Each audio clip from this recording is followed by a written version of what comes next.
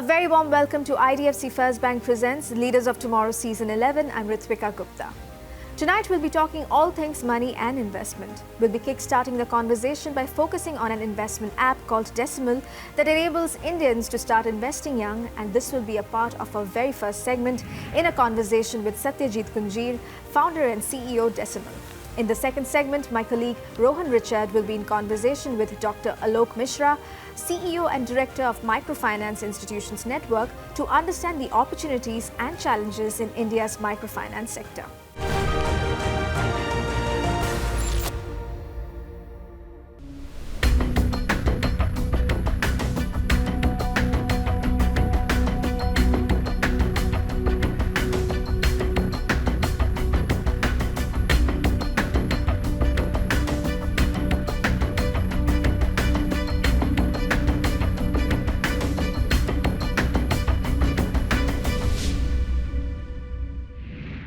Joining me live right now is Satyajeet Kunjeer, founder and CEO of Deciml. Hi Satyajeet, thank you so much for being with us today. Thank you for having me, Ritwika. So to start off with, tell us what inspired you to create the Deciml app? What was the specific problem or the need that you wanted to address? Growing up, we're never really taught about finance. It's not a part of our formal education. And when at home, our parents take care of everything related to money, at least up until we graduate. When we start earning our own money, although we do have a high level of intent, we still are very confused about how to get started.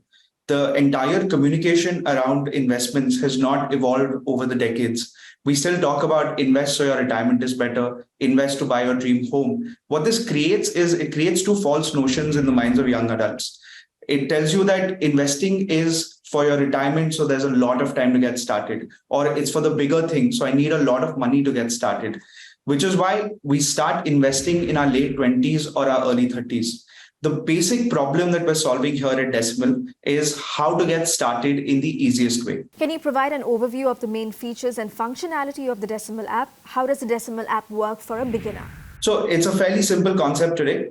Say you buy a cup of coffee and that costs you about 45 rupees. You pay via any digital medium, your UPI apps, your debit card, credit card. The amount getting deducted from your account is rounded up to the nearest 10. So 50 rupees gets deducted. 45 rupees will go towards the coffee, and the additional 5 rupees is invested on your behalf in mutual funds. So at any given point, 3, 4, 5, 10 rupees keep getting invested. Now, for a person who's just started earning and probably drawing a paycheck of about 20,000 rupees, right? For 2,000 rupees to get deducted on the first day after his salary, that's something that's going to pinch him or her. But these 3, 4, 5, 10 rupees keep getting deducted on a daily basis or every time that you transact. It's something that really psychologically does not pinch us. Average investment through this medium is about 2,100 rupees per user per month on the platform today. So Satyajeet, our show is also watched by a lot of young entrepreneurs and business minds. According to you, is there a right age to start investments? The right age was always yesterday. But I think as soon as you start earning your own money is a right time to get started on your investment. Although, you can only put aside very small amounts, but how much ever you can put aside, whether it is starting from, you can start as low as 500, 1,000 rupees per month, you should get started right away. Sure. And how is the Deciml investment app playing a crucial role in getting millennials to inculcate the habit of saving? So Deciml is not really actively inculcating a habit amongst young millennials today. What it is doing is it's creating a passive habit where every time you transact, some amount gets invested. Over a period of time, when people actually see that, they have a sizable amount of savings, they have a sizable amount of investment, I think this is something that will encourage them to start investing more actively and take on larger bets. Satyajeet, what according to you are the key investment mantras millennials of today should know about? So, it is personal finance for a reason. So this is something that differs, I think should differ from person to person. But, two things that I would like to tell everyone is get started as soon as you can. Starting is half the battle won, and don't put all of your eggs in one basket. Satyajeet, can you also take us through your funding journey? How was that process like? So we raised a very small round last year. We raised $1 million. We were a very, very young team, and what we needed at that point was mentorship. So we've basically raised from three groups. One is, as you know, we've just done a very big influencer campaign recently. We raised from creators. We wanted to build on that distribution that they've already created. We've raised from a couple of mentors, stalwarts in the industry, former CXOs, current industry leaders. What we needed was direction, and we have one micro VC fund that we've raised from. So there are a number of choices available for millennials when it comes to investing. We've got the stocks, mutual funds. Taking cues from your personal finance journey, what options do you believe millennials should consider including in their investment portfolio? What we basically realized, with millennials was, during the creation of, during the building of this product, what we realized with millennials was that there is a lack of consistency. There is a very high level of intent. If you stop any young adult on the road and if you ask him or her whether you should invest, everyone says yes, right? The ball drops if you ask them if they do it. So while there was a very high level of intent, the action was something that was always missing. And that was something that we wanted to bridge. But having said that, consistency was a very big problem. Everyone has a gym membership on the 2nd of Jan, but no one really goes to the gym on the 16th of January.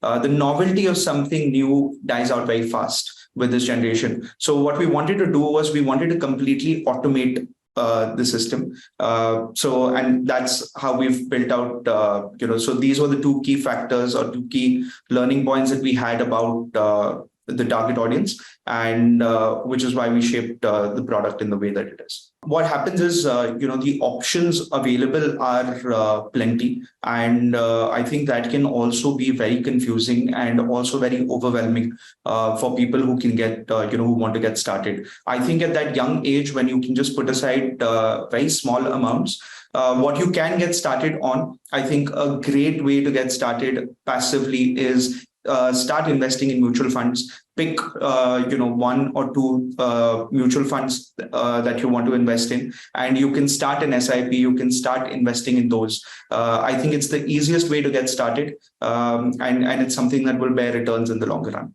And what's the road ahead? How do you envision the future of the Deciml app? Are there any upcoming features or updates that users can look forward to? We started with, a very basic feature of rounding up all of your spends and investing the spare change. Now, as the users also graduate and the users also will demand more products, there is an entire product suite that is lined up and that we're very keen to roll out over the next 6 months. Well, thank you so much for your time, Satyajeet. It was good chatting with you. Thank you so much, Ritwika. It's time for a quick break here. We'll be back in just a moment. Stay tuned. Could you talk to us about MFIN's initiatives related to women empowerment, skill enhancement and capacity building? Now that the collections and repayment disbursements have become digital, the time is we are telling the members, and members are moving towards that. We are telling them that you should use the center meeting timings to educate the women members about financial literacy, about health, about how to grow their enterprises.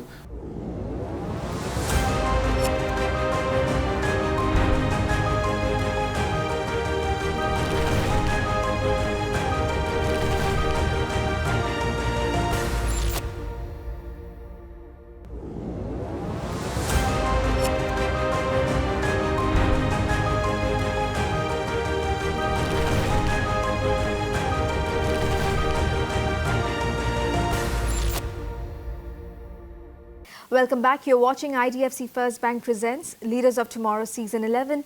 In this segment, my colleague Rohan Richard will be deep diving into India's microfinance sector in a conversation with Dr. Alok Misra, CEO and Director of Microfinance Institutions Network.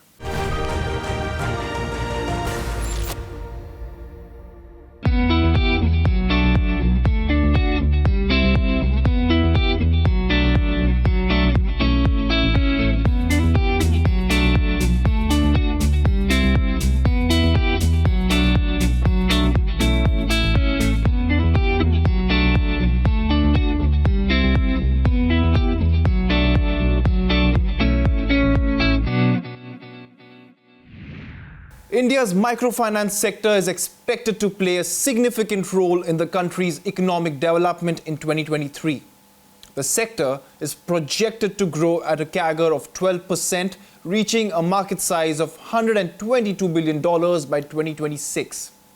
Today, I'm in conversation with Microfinance Institution Network, or MFIN's CEO and Director, Dr. Alok Misra, to understand the challenges and opportunities that lie ahead for the sector.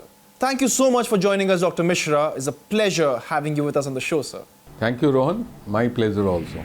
Dr. Misra, what is MFIN's perspective on the future of finance and the development of an ultra-competitive financial ecosystem? Rohan, as you know that MFIN represents the microfinance institutions, and be it bank, be it small finance bank, be it NBFC, though we are primarily an SRO recognized by RBI for NBFC MFIs. Yeah. And the importance and the role of microfinance for finance and development of the country, I would like to give you a few things for better understanding. At present, the sector caters to 6.2 crore low-income borrowers, and most of it are 99% are women borrowers. So what microfinance is doing is, we are trying to not only go to the bottom of the pyramid, that is to contribute for development of an inclusive growth matrix in India, but also side by side addressing the gender parity issue which is prevalent in India. The second part you said about ultra competitive or ultra technologically savvy financial systems. If you see that the silent revolution in technology is happening in microfinance, we are seeing the prevalence of technology all across our lives. But in microfinance, when we are dealing with low income customers who are at the bottom of pyramid, there also the entire financial transaction has moved digital. The client onboarding is nowadays digital. The payment, the loan disbursement happens digitally, and collections are also digital. Even the training materials on financial literacy, on health, everything is also sent through audio-visual clips to the smartphones with the client sold. So the digital revolution has already happened in microfinance. There are other aspects to it which will be taken up in future as the clients become more friendly with the digital revolution. So the sector as such, microfinance sector as such, is very well poised to take on whatever technological innovations come through. And on the competition part, let me tell you that at present, RBI regulated institutions which are NBFC, MFIs, banks and small finance banks and mainstream NBFCs also, put together there would be roughly around 80 to 85 institutions which are active in microfinance, and most of them are active in most parts where microfinance is present. So the market in terms of institutions, in terms of technology is already competitive, and microfinance has come across as a formula which not only delivers financial services at the doorstep, but also leads to positive change in the lives of people. Could you talk to us about MFIN's initiatives related to women empowerment, skill enhancement and capacity building? Now that the collections and repayment disbursements have become digital, the time is we are telling the members, and members are moving towards that. We are telling them that you should use the center meeting timings to educate the women members about financial literacy, about health, about how to grow their enterprises, what we call as normally as credit plus activities, which are being done continuously on an ongoing basis. The other thing, at MFIN's level, we not only do digital literacy programs, we try to train the women members of microfinance into nuances of digital transactions and other things. But at the same time, we also hold certain, sometimes with the support of members, and we acting as the lead anchor, we lead into programs, CSR programs we call them typically, because that are being supported out of CSR funds of members. But there will be skill enhancement workshop, there will be rural entrepreneurship development programs, there will be medical health camps. So we work in a synergistic manner. How does MFIN contribute to sustainable development through its initiatives and programs, and how will these help India achieve its sustainable development goals? The main goals, out of all the goals, I think in 75% of the goals, there is a direct contribution which microfinance is making. And let me give you examples. For example, the goal on poverty, the goal on hunger, the goal on sanitation, the goal on education, the goal on health services. Everywhere microfinance is a role. And let me illustrate that to you. Not only a role, but the numbers which we reach today also has to be put in perspective. Sure. Because as I said earlier, that the microfinance services are reaching around 6.5 crore women. And through women, why microfinance is women-centered? Because we feel that is the fulcrum of the change at the household level. We feel if you invest in women member, the entire household dynamics and perspective changes. Absolutely. So if I take the household perspective and assuming there are 5-member households on an average of 4-member, if I multiply 6.5 by 4, it comes to around 30 crore. So in a population base of 130 crore, almost 30 crore persons are being affected directly or indirectly by microfinance. Now if I talk about sustainable development goals, when we give loans for income generating purposes, which are the main purpose of microfinance loans, you are contributing to rise in income and fair distribution of income. Now our member institutions also have loans for education. If suppose somebody doesn't have money to pay for the fee of the children, so that loans are also available. Other than loans, in the meetings and educational programs which members and we as an apex body also do, we tell them the importance of education, sending the kids to school. And various studies have shown that the school enrollments of the kids of our microfinance borrowers has increased substantially. So on health also we have a role to play. So there are various roles, even drinking water and sanitation. That is also sustainable development goals. And in our sector, a lot of members provide loans for what we called as WAS, which is water and sanitation loans, which help them to get proper piped connections in their home or repair of their toilet seats and other things to make it more eco-friendly as well as more hygiene-friendly. So there is a contribution on the front of drinking water and sanitation also. So I will not narrate all the goals and their contribution, but everywhere microfinance has a role to play.